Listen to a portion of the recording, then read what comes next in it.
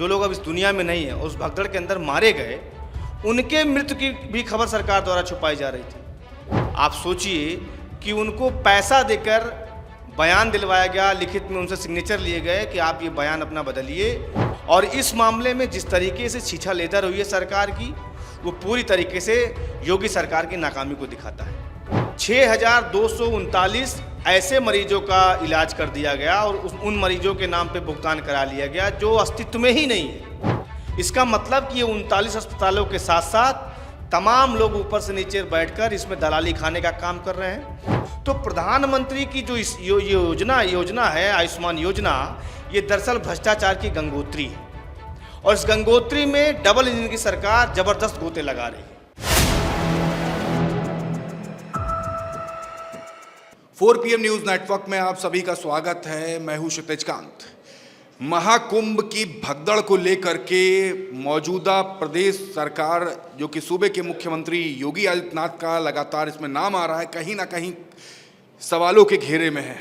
कुंभ में जो भगदड़ जो हुई, उसमें जो शव की संख्या है उसको छिपाने का लगातार आरोप लग रहा है। आज एक बड़े चैनल ने 82 शवों की पुष्टि की है कि लगभग 82 लोगों की मृत्यु हुई है, और 4 PM न्यूज़ नेटवर्क ने प्रमुखता से खबर चलाई थी, 67 शवों की स्टिंग चला दी थी।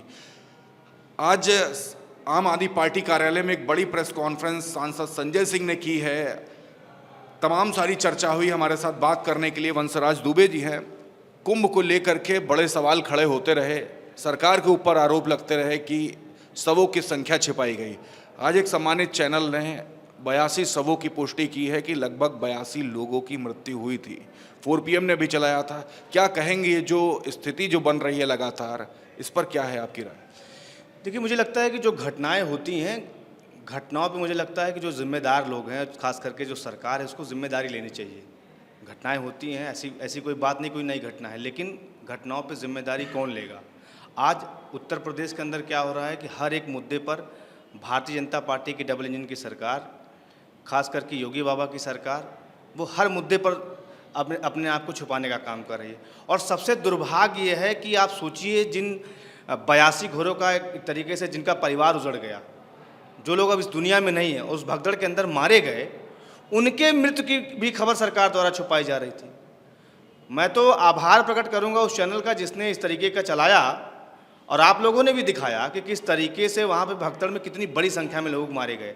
और उससे भी बड़ी बात जो सामने निकल के आ रही है, आप सोचिए कि उनको पैसा देकर बयान दिलवाया गया, लिखित में उनसे सिग्नेचर लिए गए कि आप ये बयान अपना बदलिए कि मेरे परिवार का जो शख्स मरा है वो भगदड़ से नहीं, किसी अन्य बीमारी से मर गया। तो ये बेहद दुर्भाग्यपूर्ण है। मुझे लगता है कि उत्तर प्रदेश सरकार पूरी तरीके से एक्सपोज हो गई है, खास करके कुंभ के मामले में। इसके पहले कुंभ जो हुआ था उसमें भी आपने देखा था, वो भ्रष्टाचार की भेंट चढ़ गया, और इस मामले में जिस तरीके से छीछा लेदर हुई है सरकार की, वो पूरी तरीके से योगी सरकार की नाकामी को दिखाता है। उत्तर प्रदेश में आयुष्मान योजना को लेकर के बड़े सवाल खड़े होने लगे। 10 करोड़ रुपए का लगभग घोटाला हो गया, इस तरीके के सवाल भी खड़े हुए प्रेस कॉन्फ्रेंस में। कैसे? देखिए, अभी जो रिपोर्ट एक निकल के आई है कि 39 अस्पतालों में आयुष्मान योजना के तहत 6,239 ऐसे मरीजों का इलाज कर दिया गया और उन मरीजों के नाम पे भुगतान करा लिया गया जो अस्तित्व में ही नहीं है। यानी एक फर्जी 6,239 लोगों को बनाया गया मरीज, और उनके नाम पे पेमेंट सरकार द्वारा इस योजना के तहत पेमेंट करा ली गई, और इसमें 39 अस्पताल शामिल हैं। तो ऐसा तो नहीं है कि ये कोई एक व्यक्ति कर सकता है। इसका मतलब कि ये 39 अस्पतालों के साथ साथ तमाम लोग ऊपर से नीचे बैठकर इसमें दलाली खाने का काम कर रहे हैं। आयुष्मान योजना जो पहले भी कई बार चर्चा के घेरे में रही, संदेह घेरे में रही, कि कैसे आपने देखा कि एक ही मोबाइल नंबर पे 9-9 लाख लोगों को रजिस्टर कर दिया गया, मोबाइल नंबर 0000 करके कितने लाख लोगों का फर्जी इलाज करा के उनके नाम पे भुगतान कर दिया गया। भूतों का इलाज कर दिया गया इस योजना के तहत।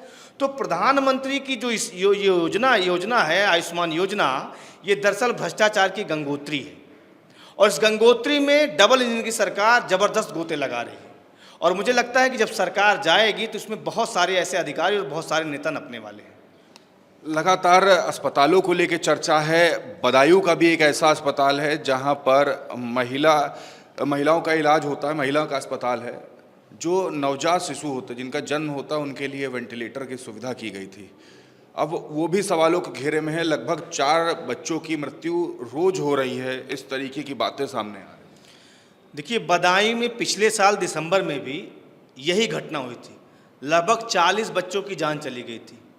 और ये जो घटना अब निकल के आई है, जिसमें एक दिन के अंदर 4 बच्चों को वेंटिलेटर ना मिलने की, यानी वेंटिलेटर के अभाव में जो मौत हो गई, वो इस सरकार की नाकामी इस बात की दिखाती है कि जब बात होनी चाहिए उत्तर प्रदेश के स्वास्थ्य मॉडल पे, जब बात होनी चाहिए उत्तर प्रदेश के शिक्षा मॉडल पे, तो योगी आदित्यनाथ जी अपना बुलडोजर आगे कर देते हैं। योगी आदित्यनाथ जी मुद्दे से डाइवर्ट करने के लिए जनता को कभी बुलडोजर की बात करते हैं, कभी हिंदू की बात करते हैं, कभी मुसलमान की बात करते हैं। आप सोचिए कि एक एक दिन के अंदर 25-25, 30-30 बच्चे मर रहे हैं और सरकार सुन्न बैठी हुई है। सरकार के कानों में जू तक नहीं रेंग रही है। और जो उस अस्पताल प्रशासन का एक तरीके से बयान आ रहा है वहाँ का कि CPAP मशीन जो थी वो 3 साल पहले खराब हुई है। तो आप ये सोचिए कि 2017 में जो तमाम वादे इस सरकार ने किए थे, खास करके स्वास्थ्य को लेके, शिक्षा को लेके, आज उस सारे के सारे दावे फेल हैं। चाहे वह उत्तर प्रदेश के किसी भी अस्पताल में आप चले जाइए, अभी हाल ही की खबर आई, अयोध्या से आई, गोंडा से आई, बलरामपुर से आई, तमाम अन्य जनपदों से आई कि पर्ची पे दवाई लिख के बाहर से दवा मंगाई जाती है और जब महंगी दवा आ जाती है कमीशन के चक्कर में, तो उस पर्ची से उस दवा को काट दिया जाता है। तो मोटी दलाली ये लखनऊ से लेके उत्तर प्रदेश के अलग अलग अस्पतालों तक चल रही है और इसमें सारे नेता और ब्यूरोक्रेट्स दोनों शामिल हैं। इस बात को लेकर आम आदमी पार्टी के राज्यसभा के सांसद संजय सिंह जी ने जो भी प्रेस कॉन्फ्रेंस की है, इस पे हम यहाँ चुप बैठने वाले नहीं हैं। इस मुद्दे को हम उत्तर प्रदेश में एक आंदोलन के रूप में लेकर जाएंगे और सरकार को जवाब देना पड़ेगा कि आखिरकार ये जो 30 से 40 बच्चे जिनकी रोज मृत्यु हो रही है उसका जिम्मेदार कौन है। और आम आदमी पार्टी ये मांग करती है कि ये जो भी जिम्मेदार लोग हैं उनके ऊपर हत्या का मुकदमा दर्ज होना चाहिए। आप लोग आंदोलन की बात कर रहे हैं, क्या आंदोलन हर चीज़ का हल है? डीएलएड के अभ्यर्थी हैं, लगातार प्रयागराज में एक लंबे समय से प्रदर्शन कर रहे हैं रजत सिंह की अध्यक्षता में, लेकिन सुनवाई किसी प्रकार से नहीं है। कई तरीके से उन्होंने अपनी आवाज़ उठाने का काम किया। बच्चे लगातार हर प्रदेश से पहुंच रहे हैं लेकिन कोई सुनवाई नहीं। देखिए, आंदोलन ही ऐसा होता है जो सोती हुई सरकार को जगाने का काम करता है। लोहिया जी ने कहा था कि अगर सड़कें सूनी पड़ जाएंगी तो संसद आवारा हो जाएगी। आज उत्तर प्रदेश को एक बहुत बड़े आंदोलन की ज़रूरत है और जो हमारे अभ्यर्थी साथी, जो नौजवान साथी प्रयागराज के अंदर विगत 2 हफ्ते से लगातार प्रदर्शन कर रहे हैं, उनकी कोई नई मांगे तो है नहीं। 2017 में आपने वादा किया, 2019 के चुनाव में आपने वादा किया, 2022 के चुनाव में आपने वादा किया, 24 के चुनाव में आपने वादा किया कि नई शिक्षक भर्ती निकाली जाएगी। और आपके सरकारी हैंडल से एक ट्वीट भी होता है कि 1,93,000 शिक्षकों की हम भर्ती निकालने जा रहे हैं और 15 मिनट के अंदर वो ट्वीट डिलीट भी कर दिया जाता है। यानी सरकार खुद ये बता रही है कि नौजवानों, तुम्हारे लिए हमारे पास कोई योजना नहीं है। एक तरफ उत्तर प्रदेश के अंदर सरकारी स्कूल को बंद किया जा रहा है बड़े पैमाने पर, दूसरी तरफ आप देखिए लगभग 8 लाख बच्चों का नाम कट गया, वो बच्चे पढ़ने नहीं जा रहे हैं। और तीसरी तरफ शिक्षक भर्ती निकल नहीं रही। लगभग 15 से 20 लाख टेट और सीटेट पास नौजवान हैं। उनके माँ बाप ने अपना पेट काट के उनको पढ़ाया लिखाया, लेकिन स्थिति आज है कि 2 हफ्ते से लगातार बैठे हुए हैं। हम लोगों ने उनका सपोर्ट भी किया। माननीय राज्यसभा सांसद संजय सिंह जी ने आश्वस्त भी किया है कि इस मुद्दे को पहले तो सड़क पे भी लड़ा जाएगा और दूसरा जब सत्र शुरू होगा तो इस मुद्दे को देश के उच्च सदन में भी उठाने का हम लोग काम करेंगे। एक सवाल और है, काफ़ी बेइज्जती हो रही है अपने इंडिया के जो छात्र जो बाहर पढ़ रहे हैं अमेरिका में। इस तरीके की बातें सोशल मीडिया पर काफ़ी वायरल है। अमेरिका के पोर्ट पे छात्रों को पीटा जा रहा है, इस तरीके की तस्वीरें वायरल है। ये मैं पुष्टि नहीं कर रहा कि वो है क्या रियलिटी में, लेकिन काफ़ी तस्वीरें वायरल हो रही है। अपने इंडिया के तमाम सम्मानित चैनल्स भी उसको चला रहे हैं। इस पर आपकी राय क्या है?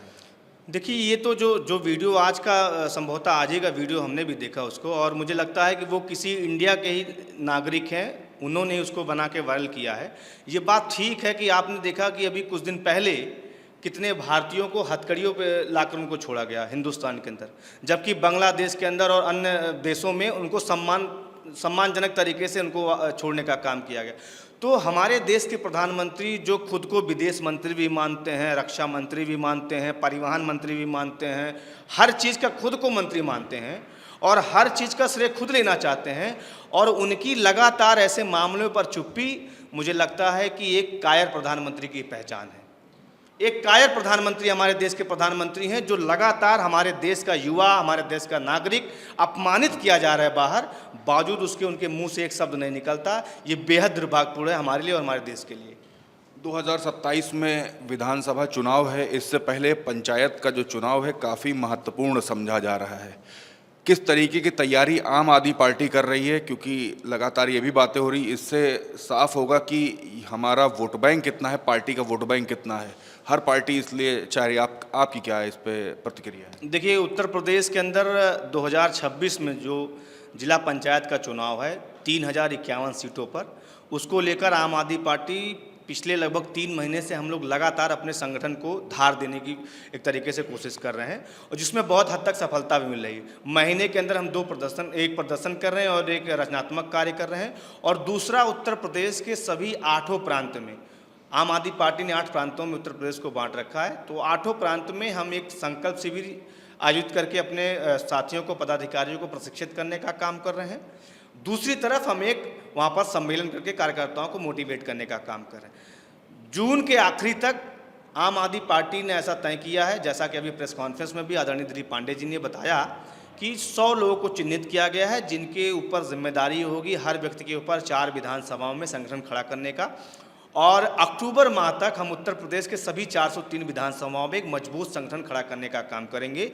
यानी एक व्यक्ति की जिम्मेदारी मिलेगी 4 विधानसभाओं में। तो निश्चित तौर पे उत्तर प्रदेश के अंदर आम आदमी पार्टी जिला पंचायत के चुनाव को पूरी दमदारी और मजबूती के साथ लड़ने जा रही है। और ये निश्चित तौर पे जो अभी एक सवाल सांसद संजय सिंह जी ने प्रेस कॉन्फ्रेंस में किया कि इस बार का जिला पंचायत का चुनाव और ब्लॉक प्रमुखी का चुनाव, इसको सीधा जनता के द्वारा कराना चाहिए, ताकि भ्रष्टाचार जो होता है, जो खरीद फरोख्त होता है, उस पर कहीं ना कहीं रोक लगे। हाँ, ये बात और है कि योगी आदित्यनाथ जी ने पिछले चुनाव में भी वादा किया था कि हम इसको करने जा रहे हैं, लेकिन वो मुझे नहीं पता किस वजह से पीछे हट गए। लेकिन इस बार अगर वो ऐसा कुछ करते हैं तो आम आदमी पार्टी निश्चित तौर पे उसका स्वागत करने का काम करेगी। क्या अकेले आम आदमी पार्टी चुनाव लड़ेगी पंचायत का? निश्चित तौर पे पूरे उत्तर प्रदेश के सभी 3051 सीटों पर आम आदमी पार्टी अपने दम पे चुनाव लड़ने का काम करेगी। बहुत बहुत धन्यवाद। तो हमारे साथ वंशराज दुबे जी थे। हमने महाकुंभ से लेकर के तमाम चर्चा की। डीएलएड के जो अभ्यर्थी प्रयागराज में जो प्रदर्शन कर रहे हैं उसको लेकर के चर्चा हुई, और सबसे महत्वपूर्ण जो पंचायती राज जो चुनाव होने वाले हैं इसको लेकर चर्चा हुई। अगर आपके कोई सवाल हैं तो सवाल कमेंट बॉक्स में लिखिएगा, ज़रूर पूछे ज़रूर जाएंगे आपके सवाल। और जुड़े रहिएगा 4PM न्यूज़ नेटवर्क के साथ। वीडियो जितना ज़्यादा से ज़्यादा हो सके शेयर करिए, अपने कमेंट लिखिए और जुड़े रहिए हमारे साथ। मैं हूं क्षितिज कांत, कैमरा पर्सन शुभम के साथ 4PM न्यूज़ नेटवर्क के लिए। धन्यवाद।